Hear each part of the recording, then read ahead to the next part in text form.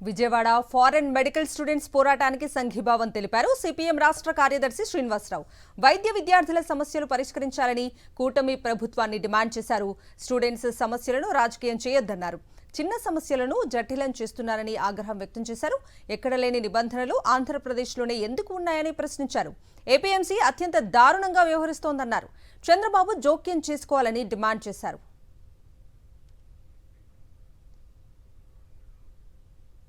Vijayawada foreign medical students పోరాటానికి సంఘీభావం తెలిపారు సిపిఎం రాష్ట్ర కార్యదర్శి శ్రీనివాసరావు.